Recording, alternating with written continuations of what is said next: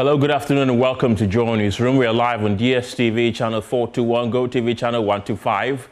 My name is Kenneth Jesse. We're also live on our social media platforms at Joy News on TV. Coming up this afternoon, an easy calm in Ejura in the Ashanti region. A day after angry residents protesting the death of a suspect in custody stormed the district police station, freed suspects and set the building ablaze. The boy is not sick. He went there with strong, like he walked with his legs. Like they beat him, they tried to kill him. We're live with a security expert. Also coming up in the central region, 9 persons continue to fight for their lives after sustaining what correspondents say are gunshot wounds in violent clashes in Dioso in the Upper Dencho West District.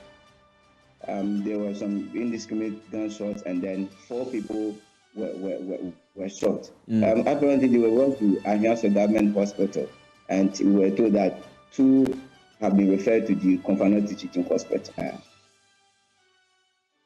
And a bit later, we take you to Parliament, where the Speaker of the House, Alban Bagbin, has charged new members of the House to eschew partisanship and be nationalistic as Parliament holds orientation for its new members. I encourage you to network with your colleagues, share ideas, and solicit guidance from experienced members of this House to enable you gain deeper understanding of the intricacies of parliamentary business. Details shortly.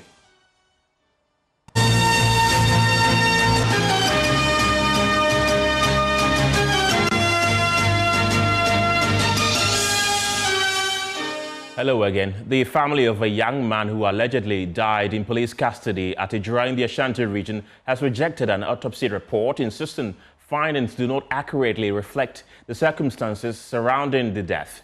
Masawudu, also known as Cantona, was arrested on suspicion of buying a stolen phone but later died, sparking violence in the community. According to the autopsy report, he died from natural causes with no evidence of police brutality. However, the family of the deceased, who besieged the Ejura Government Hospital on Saturday, is demanding justice and calling for further investigation into the matter. Nana Boachi Yadom has more in this report.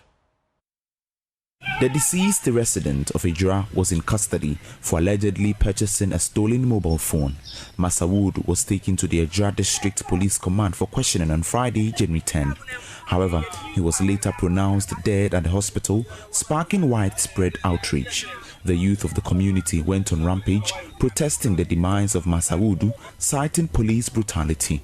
The District Police Command was set ablaze with various equipment and vehicles vandalized by the protesters. This is the Ejura District Police Head Office, and you can see in your shot a burnt office. Vehicles here are being burnt. You can see the motorbikes also belonging to the police burnt into ashes. This place is where the police operates, and also where the District Police Command has its office. We're being told that the office of the District Police Commander himself has been burnt. Vehicles belonging to the police are all burnt.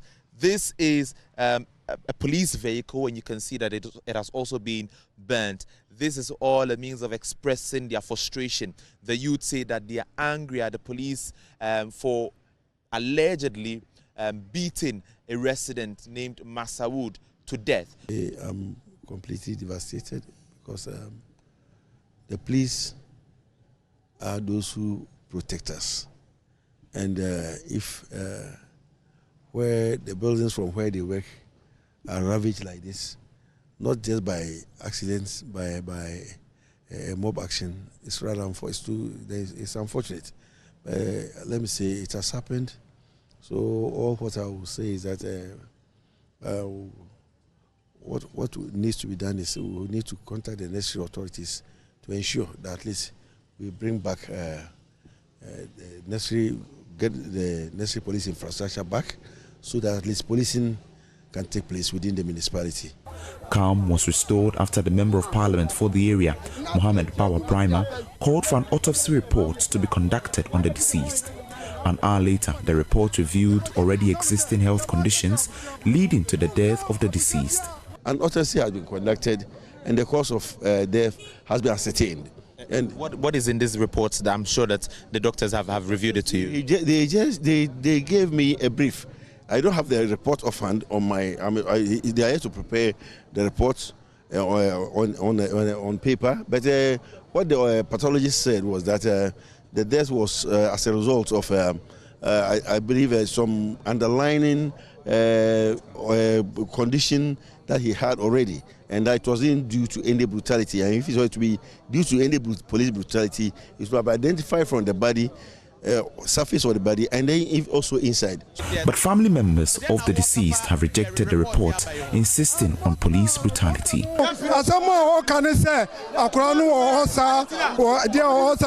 The doctors are not telling us the truth.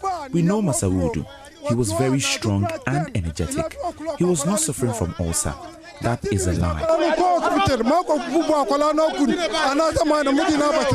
We need justice because what they did is not true. The boy is not sick. He went there with strong, like he walked with his legs.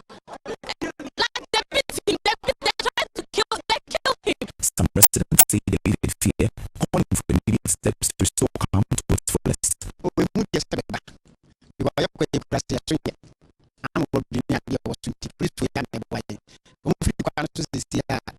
would definitely fear for our lives because they.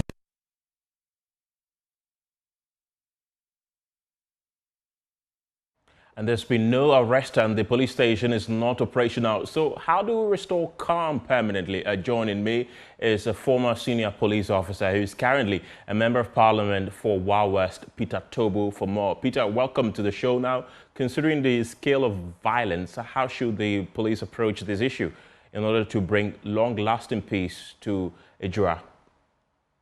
Thank you, Kenneth, and good afternoon to your cherished listeners. What has happened in Ejura is an unfortunate incident which shouldn't have happened.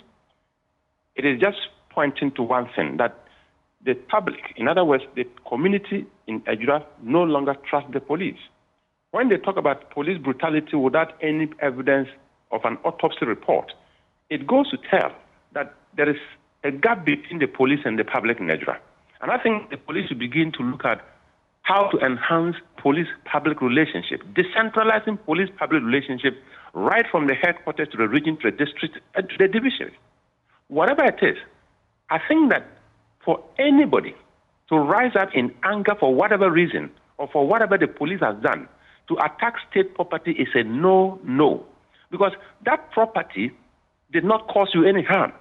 If it is the police officer who has caused harm or misconducted himself, there are clear lines, there are clear procedures in dealing with police misconduct.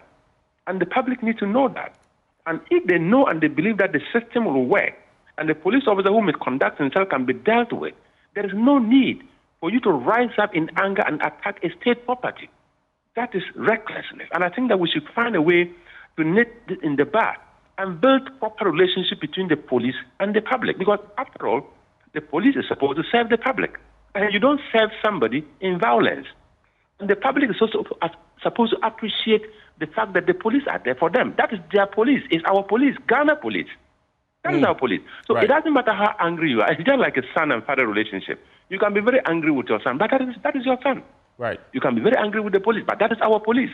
And we work together to ensure that we have a very professional police institution, responsible citizenship, so that we can have peace and security in this country. This is not the first time we're witnessing such acts of violence in Ejura. About 4 or so years ago, something like this happened. Why is Ejura so volatile, you say? And that is why I would suggest something we call community policing. Every community is unique in its characteristics. The people of Ejura probably needed a kind of policing that they will appreciate. And the police need to appreciate that this Ejura is a unique community, and you need to understand how unique they are and provide the desired policing for peace to return.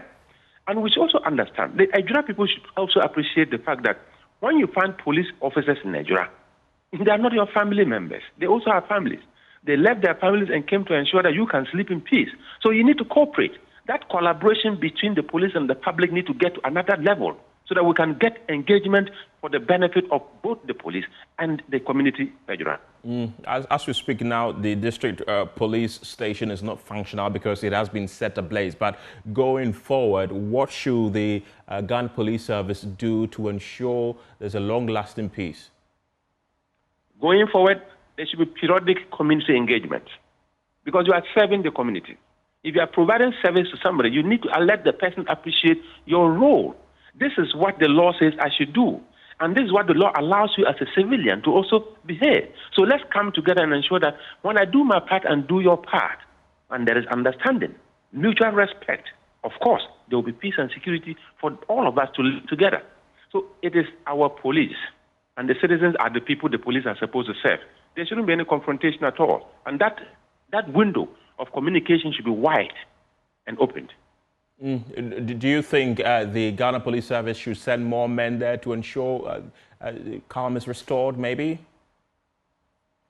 Temporarily, you need to deploy enough and create a buffer so that you prevent any reprisal attacks. But behind the scene, as you deploy, you should do a lot with community elders, calm people down. And you should do a lot of education for them to appreciate the fact that you don't have any right to attack the police facility. You don't have it at all. But also, let the police appreciate that if you are serving people, be transparent enough and let them see what you do in the area of law enforcement, because you are not the law unto yourself. Okay, Peter Tobu is a member of parliament for Wild West and a former senior police officer. Thank you very much. Let's now touch base with my colleague Nana Boachi-Adam, who has been following this story since yesterday. Nana, what can you tell us today? Well, Kenneth, this morning there's been reinforcement right from yesterday, but then there's been additional task force deployed into the Ejura community, Kotokoli Lane to be specific. The District Police Command has also released additional men. The Ashanti Regional Police Command has also released additional men, I must say. And we have men from Accra who are also in to observe and to make sure that the community is calm. But then this morning, the body of Master Wood was laid to rest. The family had to send him to where he would be buried. The Member of Parliament joined the family, and then he has also been engaging with the community members. The fear right now is that the youth had rejected the autopsy report, saying that they are going to pursue the Ghana Police Service to continue or to go ahead with additional investigation into the matter. And with them rejecting the report, there's high tension that they must cause mayhem or any other thing whatsoever. And that is the tension in the community right now. But then the Member of Parliament is calming them down. He's been engaging with them. The chiefs are also involved. Authorities are all involved. As I speak to you, the task force, they are in an extensive meeting to make sure that calm is really, really fully restored to its fullest. Right. You mentioned that the family has rejected the autopsy report that was read to us by the Member of Parliament live yesterday. So what is the family doing now? Are they going to order for the conduct of another autopsy report, or they do not want any other autopsy report again at all? For them, the autopsy report that was brought out yesterday, predicting that the deceased was suffering from peptic ulcer, is not true, because they lived with him and then there was no complaint whatsoever during the time that he was living with them. And so they would reject that totally. They would not want any other autopsy report. They want the government to take up the matter and also serve them justice. They, as I speak to you right now, they are also going to have a family meeting. We are being told that they're going to have a family meeting to set up and also take up any other action whatsoever. But then completely, they rejected the autopsy report brought in yesterday, and they've also rejected any attempt to conduct further investigation until government takes it up himself. Okay, Nana Boachi-Adam there. Thank you very much for that update. And from the Ashanti region, let's take you to the Central region, because 9 persons are still fighting for their lives after sustaining what correspondents say are gunshot wounds following violent clashes in Diaso in the Upper Dencho West District yesterday. Augustine Bois is correspondent for our sister station Adum FM. Where it was alleged that an illegal miner has killed his supposed girlfriend. So the members, the supposed family relatives of this victim, they went to attack the family members of the suspect, where they burned some of the family members, their phone shops, their local restaurants, and they attacked their homes as well. So when the police had the information, they quickly rushed in to restore camp, of which the supposed family relatives were not to comply with the police directive. So the police had to, give out some warning shots and others, but that couldn't deter the supposed family relatives. Later, there were some indiscriminate gunshots, and then 4 people were shot. Apparently, they were brought to Ejura Government Hospital, and we were told that 2 have been referred to the Confirmatory Teaching Hospital as killed supposed girlfriend. So the members, the supposed family relatives of this victim, they went to attack the family members of the suspect, where they burned some of the family members, their phone shops, their local restaurants, and they attacked their homes as well. So when the police had the information, they quickly rushed in to restore camp, of which the supposed family relatives were not to comply with the police directive. So the police had to, give out some warning shots and others, but that couldn't deter the supposed family relatives. Later, there were some indiscriminate gunshots, and then 4 people were shot. Apparently, they were brought to Ejura Government Hospital, and we were told that 2 have been referred to the Confirmatory Teaching Hospital. Well, the medical support at the Ejura Community Hospital told us that the 2 over there, they are responding to treatment as well, of which the one that they were referred to Confirmatory, he was not able to, give us any further data about their condition. And what has the Ghana Police Service been saying? And have they been able to effect any arrests so far? Honestly, no arrests have been done, but the local report that we picked indicate that the suspect who allegedly murdered the 18-year-old Gloria Bawe has been arrested. But officially, the police, have not confirmed such information to the media. Let's now take you to the seat of government, where President John Mahama has directed the Lands Commission to immediately halt all activities related to the sale, lease, or processing of transactions involving state and public lands. The directive is contained in a statement released by the President's Secretary, Dr. Callistus Mahama. Here are excerpts of that statement.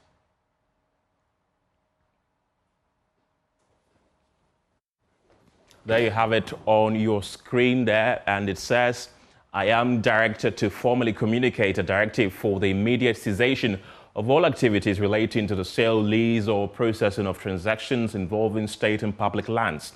This directive has been issued to protect and preserve state and public lands to the collective benefit of the citizenry and future generations. As such, all ongoing and pending transactions must be halted without delay to facilitate a comprehensive review of the current framework governing the management of such lands. You are therefore requested to submit a detailed report of all recent and ongoing transactions concerning state and public lands to this office within 14 days of this communication. Your immediate attention to this matter is required. So that is the statement that has been written to the Land Commission by the Secretary of the President, Callistus Mahama.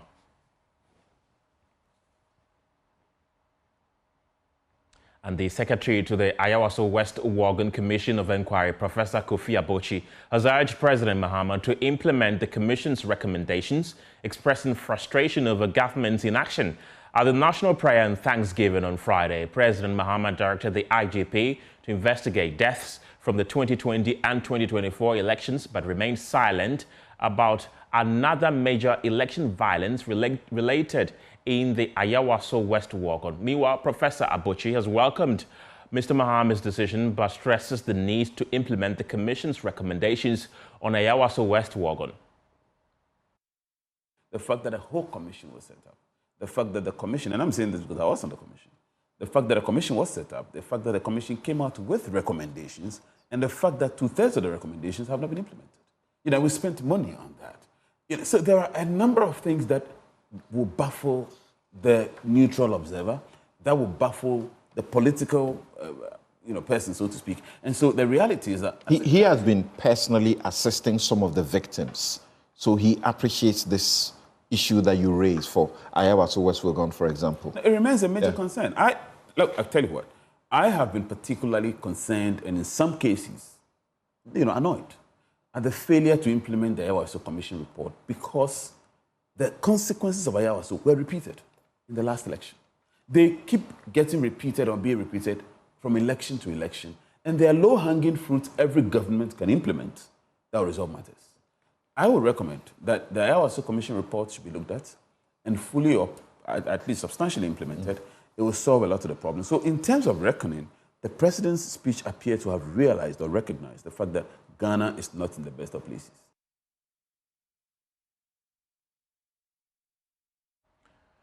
In another story this afternoon, the National Intelligence Bureau Director General Nana Atobra Kweku has threatened legal action against Martin Kpebu, a member of President Mahama's Operation Recover All Loot Committee, over allegations that the NIB boss offered to return a state-owned land allegedly acquired illegally. In a statement, Mr. Kweku's lawyers described the claims as false, contrived and baseless, stressing that the NIB boss does not own any illegally acquired government land. Meanwhile, a fellow at the Center for Democratic Development, CDD, Kweku Asare, is calling for the industrialization of the Operation Recover All Loot Committee to curb corruption in the country. So this is what has officially been written to Martin Kpebu, and then it says, we act for Nana Atobra Kweku, the Director General of the National Intelligence Bureau. Our client's attention has been drawn to widespread publications attributed to Mr. Martin Kpebu, a member of the Operation Recover All Loot Committee, ORAL, alleging that our client, following engagements with the ORAL Committee, has agreed to surrender a parcel of land belonging to the state. It continues to say that they are urging the public to disregard these false statements calculated to injure our client's reputation and call on the private legal practitioner, Martin Kpebu, to retract the utterly false and defamatory statements published about their client, failing which their client may resort to necessary legal action to vindicate his name and rights. So that is the official communication that has been written to Martin Kpebu by the lawyers of the NIB boss.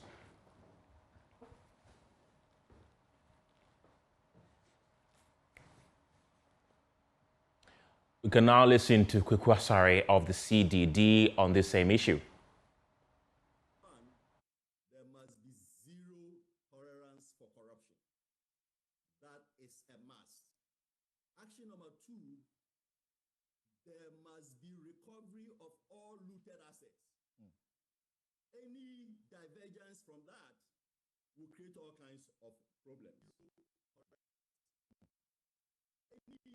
divergence from that will create all kinds of problems. There has to be total commitment to the recovery of all stolen assets. Right. Action number 3, personnel policy. The president must continue to convince us that tolerance for corruption. That is a must. Action number 2, there must be recovery of all looted assets. Any divergence from that will create all kinds of problems.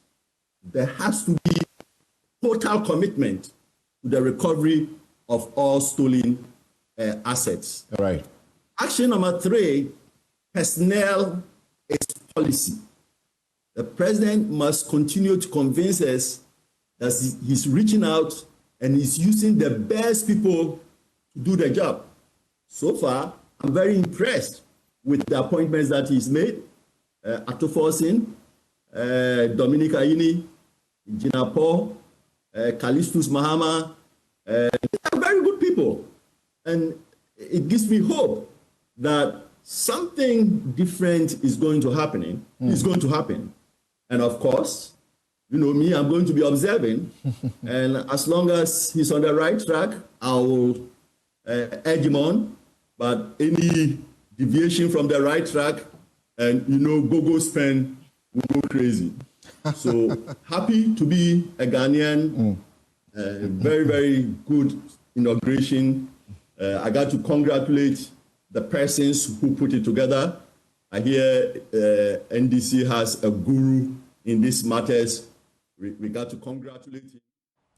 Let's take you to the streets now, because some Ghanaians have welcomed the reduction of government ministries from 30 to 23, insisting it will help protect the public purse. President John Mahama on Saturday issued an executive instrument to restructure and establish new ministries within the civil service, effectively reducing the ministries from 30 to 23. The reorganization by President John Mahama sees several ministers either merged, rebranded or dissolved compared to the structures used during President Akufo-Addo's term in office. Here, what some Ghanaians have been saying. He's in the right direction. He has already promised to reduce the number of ministers, and I'm sure that is what he is working on. Yes, so he's in the right direction. Again, for me, I'm looking at health. If he tackles the health ministry and that of Ministry of Education, it will help us as Ghanaians. That is where I'm looking at. It's good he has reduced it, because he has inherited a weak economy. And as he reduces, it will help him to save money, and that will help the economy to grow back. That, I think it will be good for him to help him reset the Ghana we want together. So it's a good news. It's going to help us. Reducing from 30 to 23 on my half, I would think that would be better, because we spend a lot on even the ministries. Each ministry has a minister, and the minister is going to be paid, and we are going to finance something like the Zongo ministries and other ministries that are not necessary or important. So I'm looking to the youth and then employment, because basically I think it's most of the youth that voted for him. So if he's able to give out a lot of jobs like he promised, and then set out a lot of infrastructure for our students and then the youth, to basically, like, if livelihoods are able to go on more, I feel that maybe all that he has set up, he's able to deliver. So that's all I can say about it. I think it's the way everybody handles his or her, or let's say, opinion. Because I think from 33 to 23, right? From 30 to 23, I think he trusts them. That is why he reduced it, and then he managed that 23. I think it's okay for me.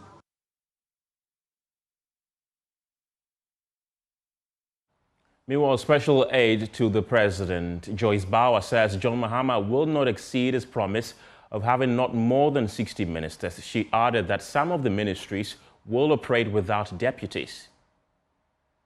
Ministers to 23, fantastic. There is a clear commitment, okay, to do things differently.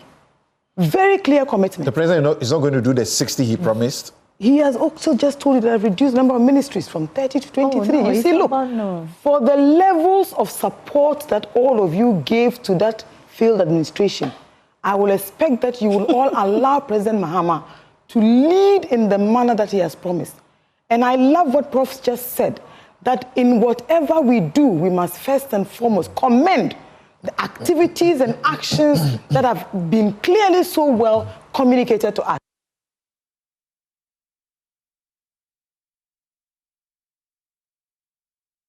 Well, let's take you to Parliament now, where Speaker of the House, Alban Bagbin, has warned new MPs against extreme partisanship during urging them to be nationalistic in their dealings. Speaking during an orientation event to sensitize the new MPs on the workings of Parliament, Alban Bagbin explained that extreme partisanship does not build a nation and also does not do any better for any political careers of those involved.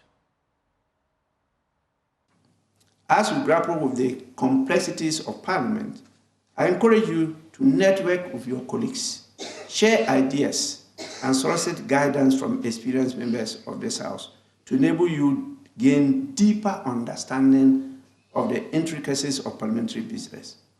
This will help equip and inform you to be able to contribute meaningfully to debates on the floor and at committee meetings of the House. Also keep uppermost in mind that because of the tremendous amount of responsibility, you'll be expected to uphold the highest standards of honesty, integrity, and moral uprightness to sustain and enhance the image of Parliament and also the trust and confidence of your constituents and citizens in general. Your title is now honorable. I urge you to honor yourselves. Those who really take Ghana first advance in politics than those who are extremely partisan. When you are extremely partisan, you may ascend in a regime, but in the next one, you collapse. Because you are seen to have identified yourself with one personality who might be the leader. And so after that leader, you are not relevant again. And that's one of the challenges we have to surmount in this country.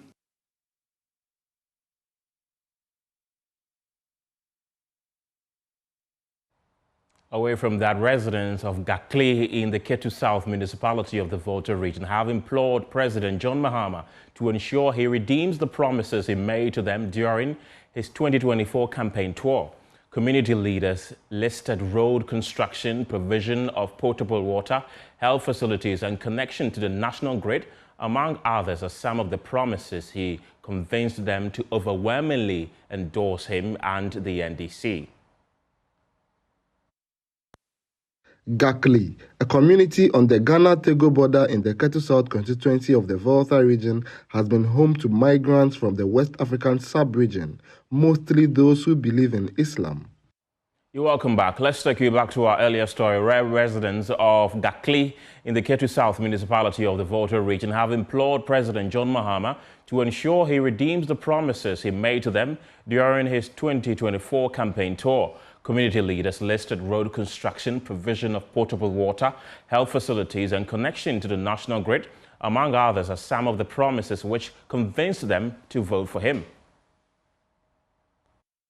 Gakli, a community on the Ghana-Togo border in the Ketu South constituency of the Volta region, has been home to migrants from the West African sub-region, mostly those who believe in Islam. The community is faced with challenges of poor road network, lack of potable water, and inadequate supply of electricity. Residents here felt neglected by the Akufo-Addo government, hence endorsing John Dramani Mahama of the National Democratic Congress. They are therefore expecting improved livelihoods under the next NDC government, as the party has promised to alleviate their challenges.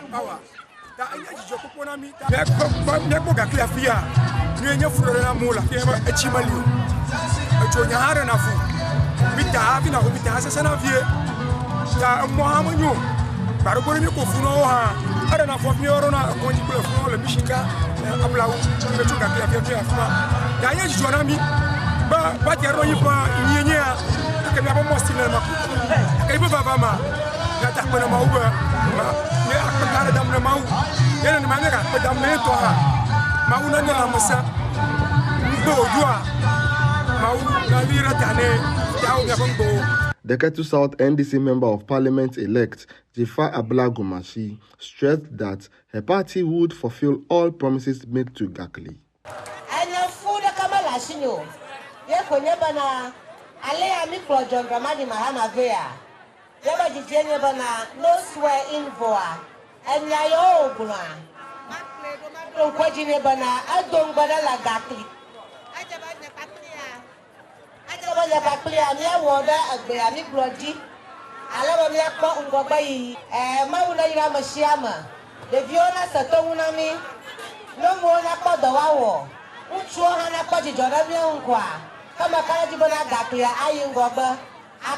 It was a day of merrymaking a period residents identified as a new dawn for their deprived community, which is witnessing a sharp increase in population.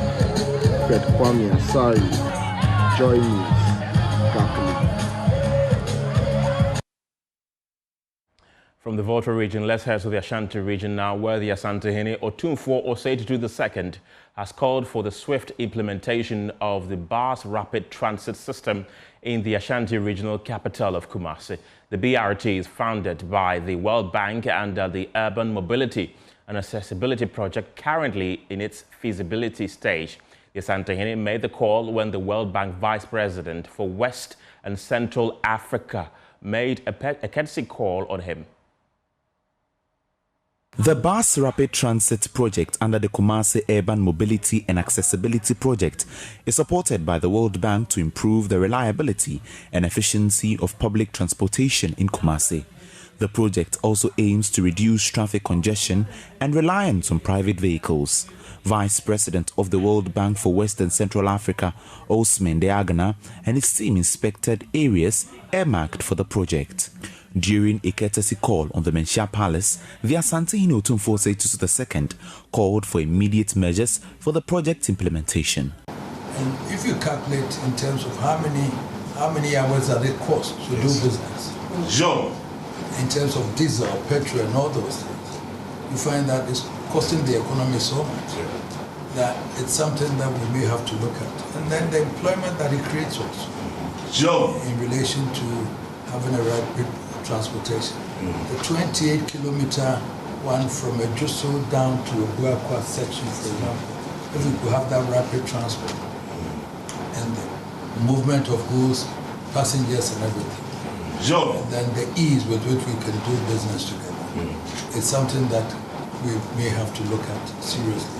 I don't know what is, the country director can tell, I don't know what has delayed this, but the project office, we should own it. It should be here.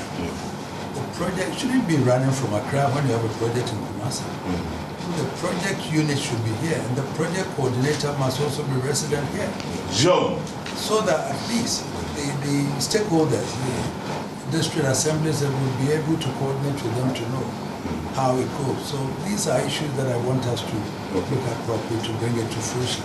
The project includes the construction of a BRT system which will have dedicated lanes for buses and modern bus terminals for the Ejuso, Oforikrom and Sofolaye Buakwa stretches, among other areas.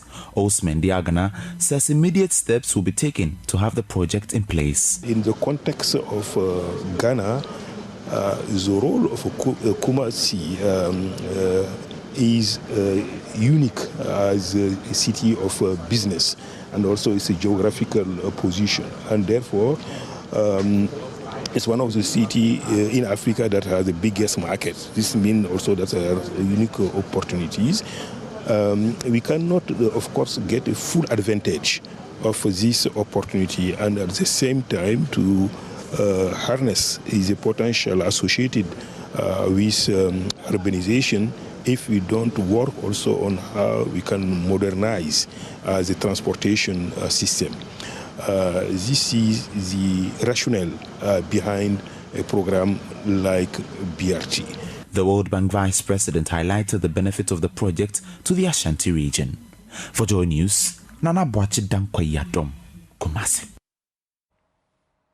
Meanwhile, the Vice President in charge of West and Central Africa at the World Bank, Ousmane Diagana, has called for increased investment in the agricultural sector to boost socio-economic growth. According to Mr. Diagana, prioritizing agriculture will improve food security and reduce unemployment. He made this known when he inspected the rehabilitation of the Pone Irrigation Scheme, an initiative under the World Bank's West Africa Food System Resilience Project. The visit to the Pone Irrigation Scheme by the World Bank Regional Vice President for Western and Central Africa, Ousmane Diagana, was to observe progress of work on the rehabilitation of the scheme and to interact with value chain actors within the enclave. The initiative falls under the West Africa Food System Resilience Project, which is a Government of Ghana and World Bank funded program. The Pone Irrigation Project supplies water to over 2,000 smallholder farmers and 13 commercial farms spanning over 4,000 hectares of land. Expressing contentment about the outcome of the project, Mr. Diagana called for more investment in the agric sector to improve the livelihoods of the people, particularly women and youth. For the government, spending a lot on rice import, mean that those resources are diverted from financing some critical development area, education, health, etc., while there is a possibility to produce more locally. And also in terms of job creation, of course, agriculture, for all our country is the key, is the engine for job. So therefore, there is here a necessity to scale up. Project coordinator at FSRP, Osei Owusu-Ajimai, highlighted some of the projects geared towards building a resilient agric value chain. Preparations are therefore fast advancing to construct and refurbish pivotal value chain facilities across the country, including veterinary laboratories in Domahinkro and Accra, CSIR, Council for Scientific Research Laboratories in different parts of the country, rehabilitating warehouses, border posts, markets, to build our capacity to participate in a viable regional trade. A beneficiary of the scheme, Charles Hombe, shared some insights. We've seen a boost for the past 5 years, especially after the rehabilitation. We've seen a boost. We were producing 4 tons, 5 tons, but currently we have 5.5 and 6 tons per hectare. So I think it's very, very good. The rehabilitated irrigation scheme has so far improved yields of farmers by about 25%.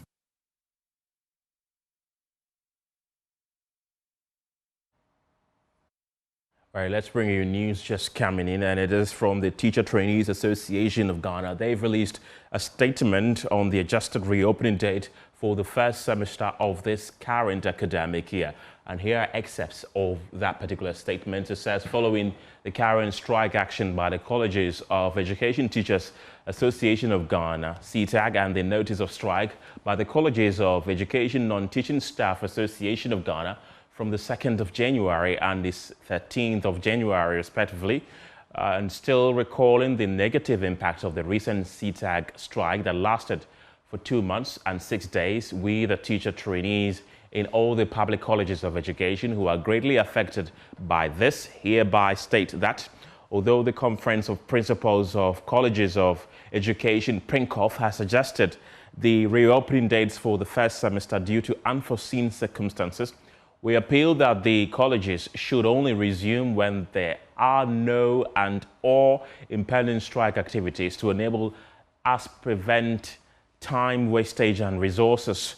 It is our prayers that the new adjusted reopening date of the 27th of January will equally afford the government and all other interested stakeholders to work tirelessly to address the persistent strike actions that have continuously plunged the academic calendar of the colleges of education into disrepute, and strongly advise that all teacher trainees, including level 400 teacher trainees, stay at home in solidarity with our teachers until the government addresses their demand for academic work to continue seamlessly without any future strikes.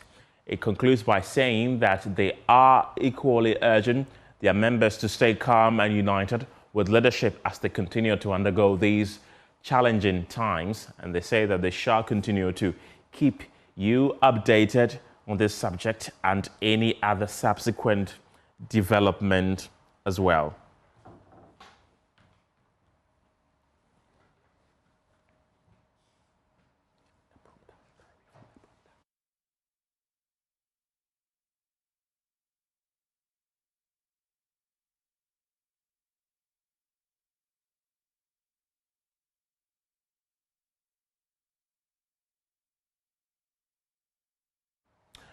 Right, let's get talking and get on the telephone lines and speak to the president of the Teacher Trainees Association, Swali Razak, who is joining us. Razak, thank you very much for your time. I want to find out from you, what has accounted for this action that you've taken? Yes, good afternoon to all your listeners and good afternoon to college students across all the 46 public colleges of education. Yeah, you would recall that last year, somewhere in June, the Colleges of Education Teachers Association, CTAG, embarked on a strike action that lasted for 2 months and 6 days. This strike action has really devastated students in all the colleges of education. By then, there were 400 students who were there then had to undergo all the hardship, and then we appealed to government to address the challenges of our students so that teaching and learning could continue. But that fell into deaf ears. We didn't, our teachers didn't get their demands. Yet still, they were on strike for that 2 months and 6 days. That affected us greatly. So we just don't want to experience a similar issue again this time around. The Colleges of Education and Teachers Association has embarked on a strike from January 2nd, and then we are equally receiving notices from SENSAC, which is the non-teaching staff in the colleges, who have also issued a notice that they will be embarking on a strike on 13th of this same month.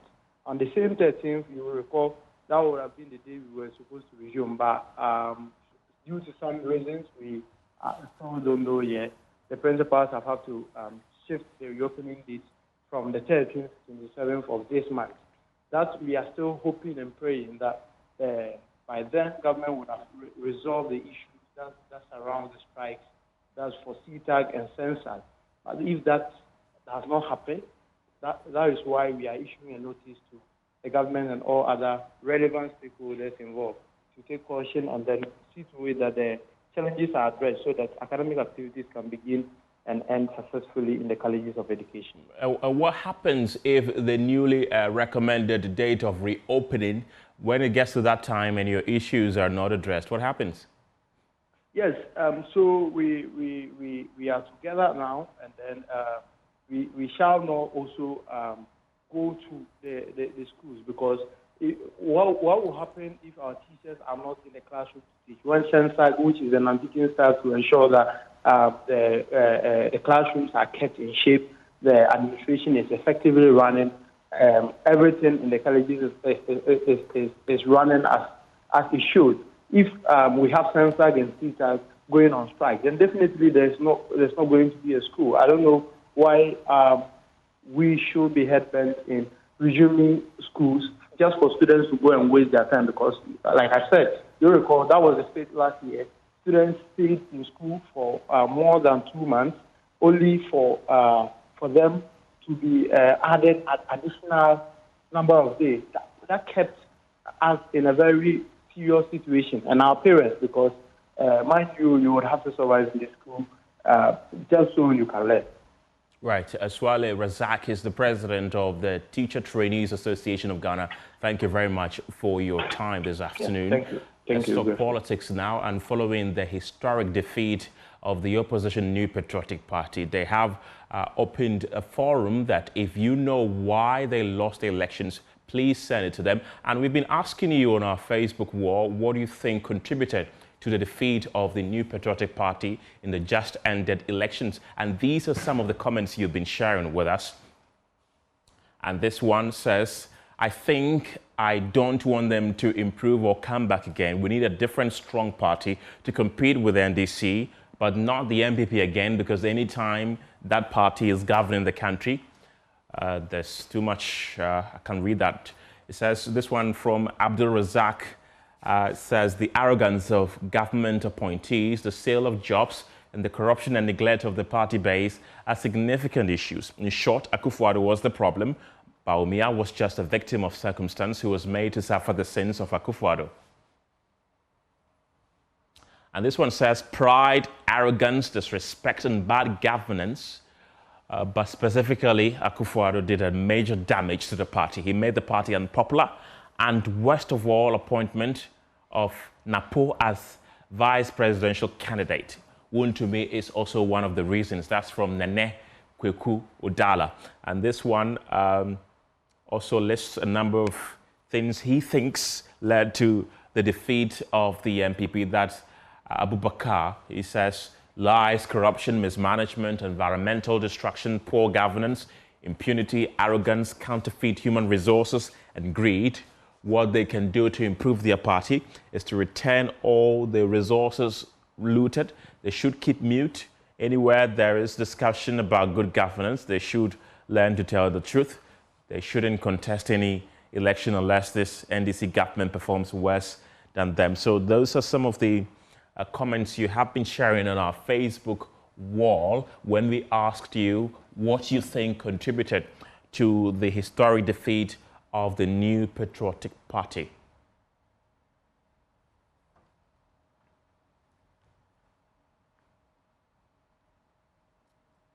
Well, thank you very much for being a part of the show this afternoon. My name is Kenneth Jesse. See you soon.